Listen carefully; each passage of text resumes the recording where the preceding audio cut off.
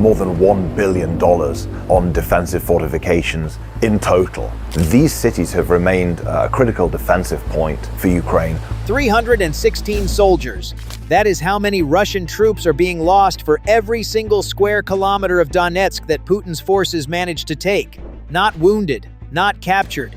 Gone from the battlefield permanently, at a rate that military analysts are calling unprecedented in the entire history of this conflict. 1 year ago, that figure was 160 per square kilometer. Russia has more than doubled its casualty rate in Donetsk in 12 months. And it is happening during the very offensive that Putin told the Russian people would finally deliver victory. Something is ripping through Russia's army in Donetsk like nothing seen before in this war. And the further Putin pushes his forces into that region, the worse it gets. America and its allies saw this coming. Russia walked straight into it anyway.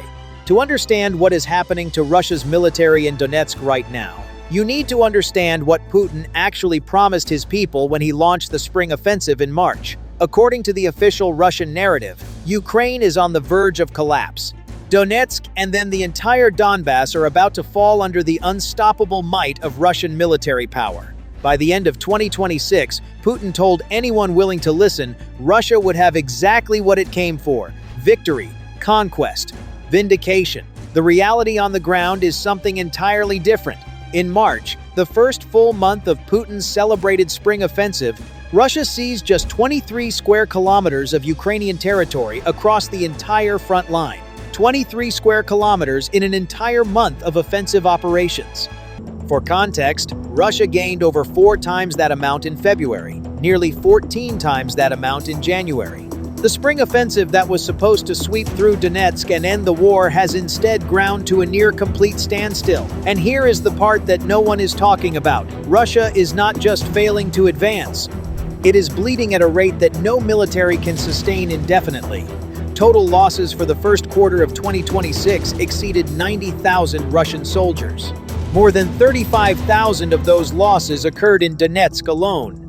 The region that Putin wants more than any other on the map has become the single most lethal stretch of ground for Russian forces anywhere in the conflict. Every square kilometer Russia takes in Donetsk comes at a price that would bankrupt any rational military calculation. And Putin keeps paying it. And the territorial gains Russia is making carry zero operational value.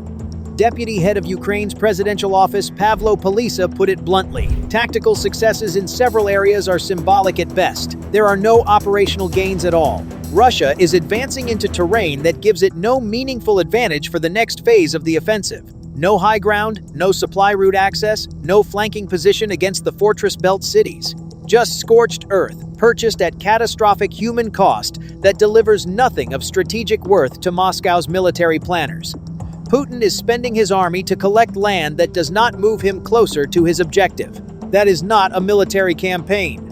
That is an attrition trap that Ukraine designed and Russia keeps walking into. The scale of what is happening to Russia's forces in Donetsk only becomes truly clear when you examine the numbers over time. A year ago, Russia was losing approximately 160 soldiers per square kilometer in Donetsk. That figure was already shocking by any historical standard. Military analysts at the time were calling it unsustainable. Logistics experts were questioning how Russia could continue recruiting and deploying soldiers at the rate required to absorb those losses and keep advancing. Then the number doubled. 316 casualties per square kilometer, more than double the rate from 12 months ago. During a spring offensive that was specifically designed to capitalize on Putin believed was Ukraine's growing weakness and Western fatigue. But the casualty figures alone do not capture the full severity of what is happening. Military analyst Andrew Perpetua has been analyzing approximately 300 to 100 videos per day from more than 2,000 to 1,000 sources across social media to track the actual killed in action rate among Russian forces. His findings are alarming. March 2026 recorded the 4th highest killed in action per day rate of the entire Ukraine war. The 3 months ahead of it on that list are December 2025, January 2026, and February 2026. 4 consecutive months of killed in action figures that exceed any comparable period in the conflict's history. In March 2025, 4,113 Russian soldiers were confirmed killed in action. In March 2026, that number climbed to 5,771, a 40% increase in a single year. During a period when Russia was supposedly advancing and Ukraine was supposedly weakening, General Winter retreated from the battlefield in March. Ukraine picked up the slack and made March 2026 the deadliest spring month Russia has experienced since the invasion began. And this is where the math becomes genuinely devastating for Moscow. Russia also cannot get its story straight on the territory it claims to already control. Toward the end of March, Russia announced that it had taken all of Luhansk for the third time. The Kremlin apparently believes that repeating a claim enough times makes it true. Ukraine confirms that the settlements of Novoye-Horivka and Nadia still stand inside Luhansk. Russia controls 99.84% of the oblast and still cannot close the final fraction. That is not a military force on the verge of sweeping through Ukraine. That is a military force that cannot complete objectives it has been pursuing for years, while simultaneously demanding Ukraine surrender territory it has not managed to take. Russia has approximately 7,000 square kilometers of Donetsk remaining to capture before it can claim the region. 7,000 square kilometers at the current rate of 316 casualties per square kilometer. Run those numbers, and the result is staggering. Russia would need to lose 2.2 million soldiers just to take Donetsk at the current casualty rate. 2.2 million. Ukraine's Ministry of Finance reports that Russia has lost approximately 1.3 million soldiers across more than 4 years of fighting. Taking Donetsk at the current pace would require losses that approach double everything Russia has already suffered since February 2022. And that accounts only for Donetsk, not the rest of Ukraine. Not Zaporizhia, not Kherson, not Kharkiv, just Donetsk. Putin is demanding that Ukraine withdraw from the Donbass within 2 months or face conquest by force. He issued that ultimatum on March 31st, while his forces were recording their worst monthly territorial gains of the entire spring offensive. The threat and the reality exist in completely separate universes. But here is the part that compounds every other problem Russia is facing. Between January and March 2026, Russia lost 85,290 soldiers while recruiting only 80,456. For 4 consecutive months, Russia's casualty rate has exceeded its recruitment rate. More soldiers are leaving the battlefield permanently than are arriving to replace them. And the gap is widening. Russia's military is shrinking during its own offensive. That is not a tactical setback. That is a strategic crisis. Standing between Putin's forces and everything he wants in Donetsk is something his narrative conveniently never mentions. The fortress belt. 4 cities forming a defensive arc that blocks Russia's path to the Donetsk administrative line that would allow Putin to claim victory in the region. Sloviansk, Drushkivka, Kramatorsk, Kostiantynivka. Each one fortified continuously since Russia's original campaign of aggression in 2014. 12 years of preparation condensed into defensive architecture unlike anything else Russia has encountered in over 4 years of fighting. Of the 4 cities, Russia has only managed to approach Kostiantynivka. It has not entered it. The other 3 cities in the fortress belt remain beyond the positions Russia needs to reach before launching effective assaults. And in Kostiantynivka, Russia's infiltration groups are being torn apart by Ukrainian defenses every time they attempt to push forward. Russia lost over 5,000 soldiers and enormous quantities of armor and equipment in just the first few days of attempting to demonstrate the effectiveness of its spring offensive against the fortress belt. That trend has not improved.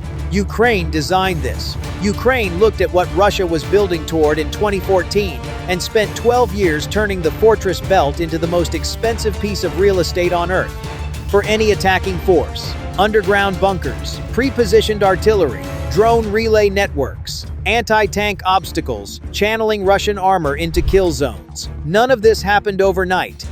Every meter was deliberate. Every kilometer of defensive fortification in the fortress belt represents a deliberate choice to make the cost of Russian advance prohibitive. Ukraine has had 12 years to prepare these cities since Russia first made its territorial ambitions in the Donbass clear.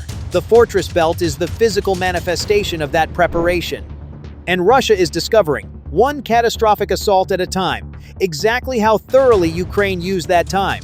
And then there are the drones. By January 2026, Politico was reporting that drones account for 3 out of every 4 casualties on Ukraine's front lines. 75% of all Russian losses in this conflict are now being inflicted by unmanned systems. At the current casualty rate of 316 per square kilometer in Donetsk, that means approximately 237 of those losses per square kilometer are being delivered by drones before Russian forces ever reach a Ukrainian defensive position. Ukrainian drones patrol the fortress belt continuously. The moment Russian infantry or armor is spotted moving toward Ukrainian lines, FPV drones respond within minutes.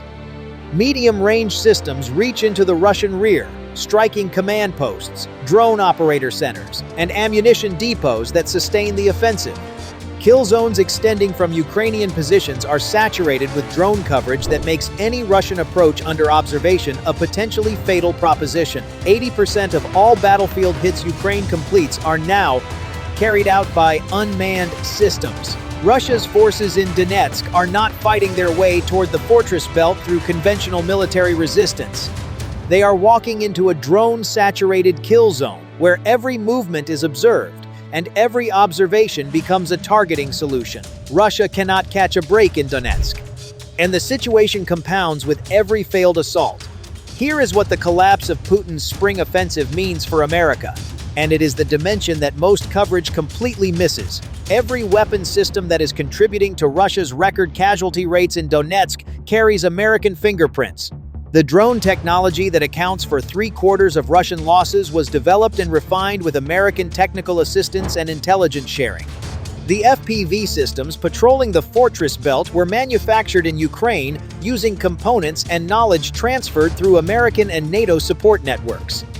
The artillery systems defending the fortress belt's key cities were supplied through American-led coordination mechanisms that ensured Ukraine received what it needed when it needed it. For the first time in decades, America has backed a nation defending its territory against invasion, with the kind of sustained, coordinated support that makes the difference between survival and defeat.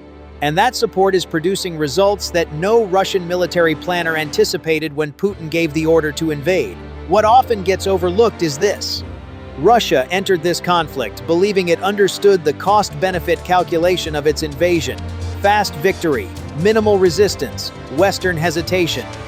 None of those calculations survived contact with American resolve and American resources flowing to Ukraine's defense. Every American taxpayer who has supported Ukraine's defense should understand what their investment is. Delivering right now on the ground in Donetsk, 316 Russian casualties per square kilometer, a 40% increase in killed in action figures year over year during Russia's own offensive. A recruitment pipeline that cannot replace the soldiers being lost. A fortress belt that is grinding Russia's best assault units into nothing. Our men and women who have worked alongside Ukrainian forces, trained Ukrainian soldiers, and ensured the weapons reach the front lines are part of every one of those numbers. This is what American commitment to Allied defense actually produces. Not just financial support, not just weapons transfers. A military reality on the ground where the aggressor is bleeding out while the defender grows stronger. This is what American strategic leadership looks like when it is sustained, consistent, and backed by genuine resolve. 316 casualties per square kilometer, 40% increase in killed in action rates year over year, recruitment that cannot keep pace with losses. A spring offensive that captured 23 square kilometers in its first full month, a fortress belt that has not been breached. 7,000 square kilometers of Donetsk remaining at a mathematical cost of 2.2 million soldiers. Putin told Russia this war would be over quickly. He told them victory was inevitable. He told them the fortress belt would fall, the Donbass would be reclaimed, and Ukraine would submit. Every number coming out of Donetsk right now says something different. For over 4 years, Putin promised his people that one more push, one more offensive, one more sacrifice would deliver the victory he staked his legacy on. For the first time, the math is making it impossible to pretend that promise has any realistic path to fulfillment. Is Russia's spring offensive the moment where Putin's military finally runs out of soldiers willing to die for territory?